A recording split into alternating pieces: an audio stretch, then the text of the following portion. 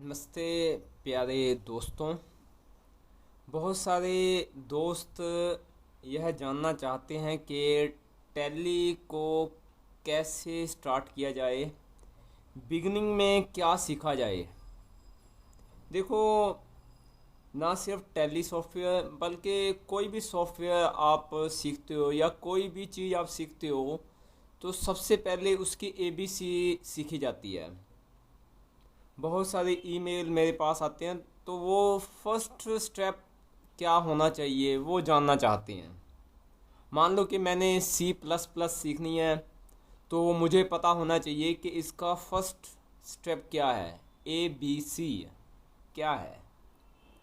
ऐसे ही अगर आपको टैली की ए बी सी सीखनी है तो मेरी सलाह ये है कि आपको कम से कम अकाउंटिंग की ए बी सी पहले अवश्य सीखें। टैली सीखना बहुत ही आसान है यदि आपको अकाउंटिंग की ए बी सी आती है। जैसे आपको ए बी सी आ जाएगी उसके बाद एक सॉफ्टवेयर है जो टैली सॉल्यूशन की वेबसाइट से फ्री डाउनलोड होता है। उसको आप अपने कंप्यूटर पे इंस्टॉल कर दो। इसका कोई भी चार्ज नहीं है, फ्री ऑफ कॉस्ट है, आपको सिखाने के लिए है। ऐसे इसको जैसे ही डबल क्लिक करोगे आपके कंप्यूटर में इंस्टॉल हो जाएगा और उसका एक शॉर्टकट आपके डेस्कटॉप पे tally.erp9 के नाम से आ जाएगा। तो इसको आप स्टार्ट कीजिए। देखो ये स्टार्ट हो गया, पावर ऑफ सिंप्लिसिटी tally.erp9। अब हमने लाइसेंस तो लिया नहीं हुआ, ना ही ख़रीदा हुआ है, तो हम अभी इसके free version work in educational mode के ऊपर काम करेंगे। तो कोई भी ले लो, सिल्वर एडिशन मोड। इसके ऊपर एंटर प्रेस कीजिए। ये एंटर प्रेस किया हमने तो कंपनी इन्फो में चले जाइए। आपके दाहिने हाथ में कंपनी इन्फो है, वहाँ एक शब्द लिखा है क्रिएट कंपनी।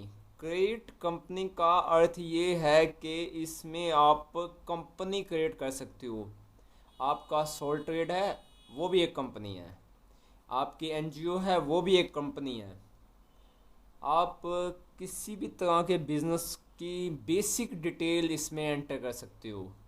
तो उसकी किताबें जो हैं कंप्यूटर की स्क्रीन पे के ऊपर आ जाएंगी, लेज़र भी आ जाएगा, वो एंट्री भी आ जाएगी। जैसे मैनुअल अकाउंटिंग में एक जर्नल होता है, एक लेज़र होता है, उसके बेस पे लिस्टें बनती हैं, profit and loss, balance sheet तथा अदर रिपोर्ट्स।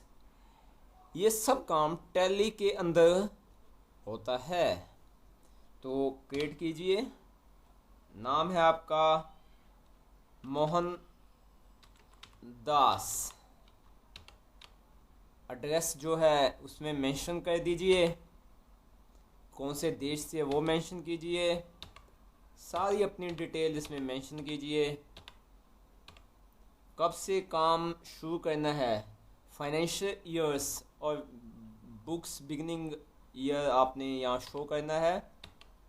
पासवर्ड लेना है कि नहीं लेना तो इसको नो कीजिए। अगर नहीं लेना, आपकी बेस करेंसी है वो लिखिए और इसको आपने एक्सेप्ट कर देना है।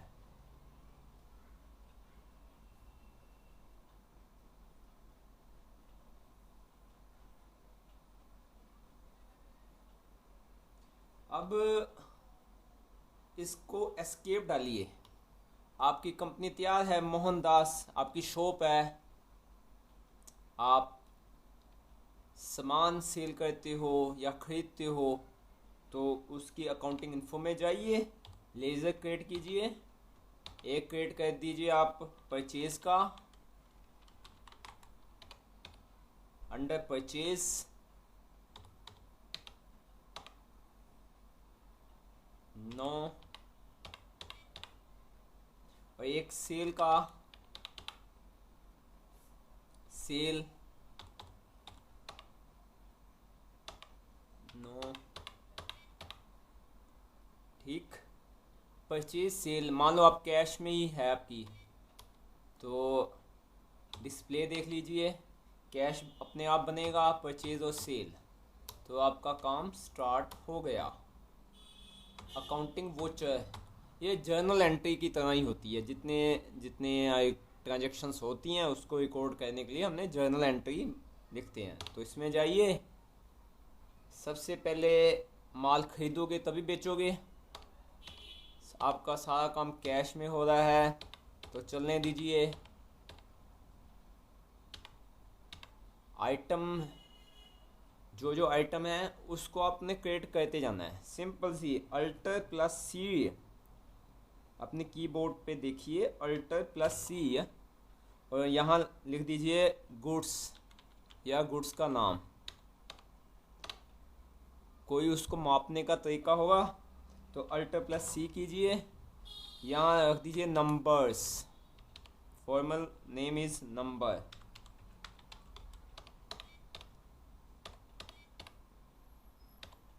तो क्वांटिटी है 1000 यूनिट, आपने 100 रुपये का एक यूनिट के हिसाब से बेचा, 1 लाख आपने खरीदा माल। अब आपने सेल करना है, यहाँ से एक बटन है सेल का, कैश ही सेल करते हो, ठीक है, ये सेल हो गई। आइटम वही है गुड्स, क्वांटिटी सिर्फ 500 यूनिट आपने सेल किए, बेचे आपने कुछ रेट ज़्यादा से, डबल लगा दिए, ट्रिपल लगा दीजिए, 300 का एक है, 1,50,000 आपके पास आ गया। ठीक है, आपका बहुत बहुत धन्यवाद।